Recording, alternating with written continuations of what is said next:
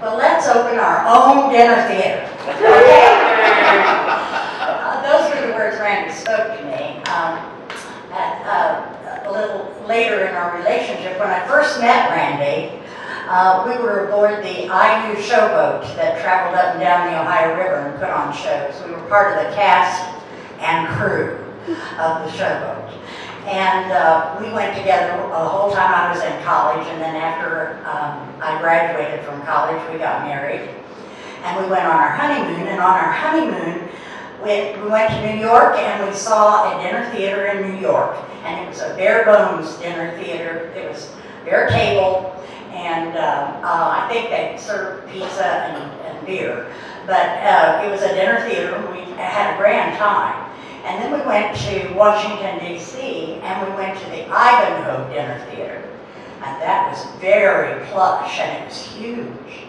And we loved that, but we would have loved to have created that here, but we had no money.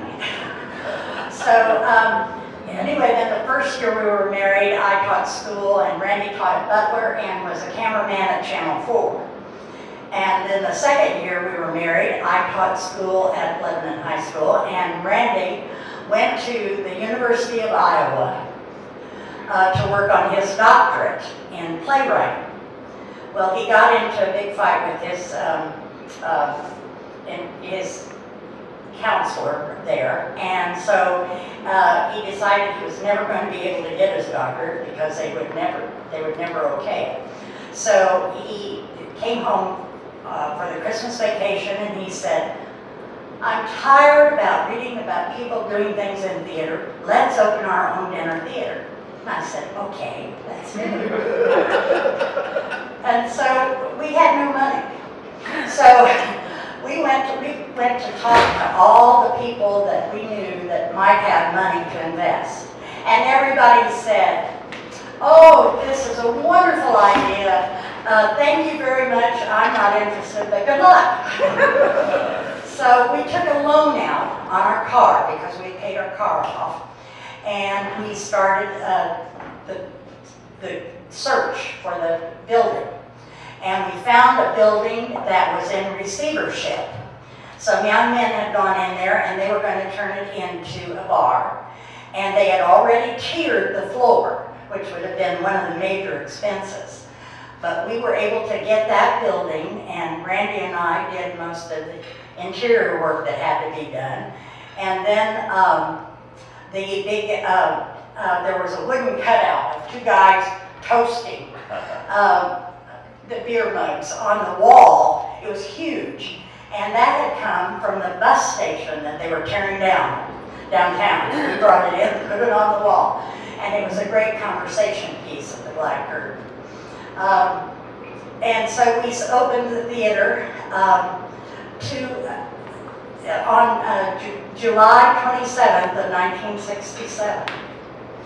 And the building itself offered its own unique challenges. Our stage was 8 feet from the footlights to the back wall.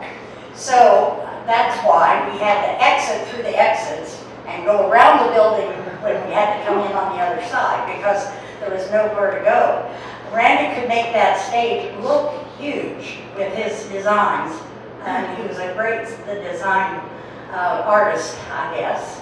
And he was a good director. But Randy wanted to be a writer. And as you heard, that didn't go so well. We had, when we opened, we didn't have a kitchen. And if you have a dinner theater, you should have. So we contracted with Hook's Catering to come in and do the meal for us. So we had food for the first several months with the catering company. And then we bought the building next door. Well, we put a down payment on it and paid payments like we did on everything. And so we knocked a hole in the wall and put a doorway through, and then we built a kitchen. And we hired Peanut Smith, and Peanut became our chef. So we actually had a working dinner theater then. And a big round of beef was always one of the major entrees, and then another meat entree, and then several of the dishes and salads to go with it. As I said, I was in the box office most of the time, and that's because for the first several months that we were open, I was very pregnant. And I gave birth to my daughter, Roxanne, on October 27th of 1967. So I remember she was born on the opening night of Odd Couple. And one of the actors sent me a telegram and it said, "Boy, when you upstage someone, you really upstage them." We had platforms, Randy built platforms out from where we had the sound system in the movie theater. There were little rooms up there that had the sound system in it, and he cantilevered platforms out from that. So we could do scenes up on those little platforms, but to get to those platforms, the actors had to climb up a ladder straight up the wall. And then climb into this little room and then walk out onto these little platforms. But they did give us a lot more variety. We got a line of credit from Merrill's Theatrical House, and they gave us, we got our black curtain from Merrill's, and we also got our lighting equipment from there. Until that time, until we had that room for makeup and costuming, everybody came over to my house because we had purchased the house in back of the black curtain. And that way I could tell the children, "That's your daddy. There he goes. That's your daddy. He's coming back."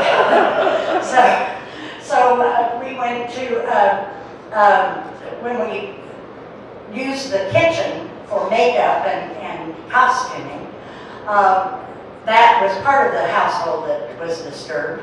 But then we also had several groupings of furniture, like 3 pieces, like a couch and a chair that matched one era, a couch and a chair that matched another era, another couch and a chair that matched another era. And as he would build sets and design for shows, part of my living room, or part of my furniture would go. And then it would come back, and then another piece would go. So it was an interesting time. We were there, actually Randy and I divorced about 2 years before the black curtain closed.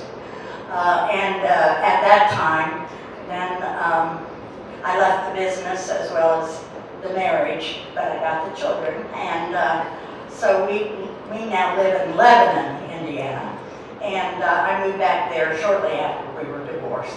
But the black curtain did offer a community, and it did offer a sense of excitement and theater that was, I think, an inspiration to the whole theatrical scene in Indianapolis. I loved being a part of it, and I think that everybody that was associated loved being a part of it. So it was very interesting time. Thank you.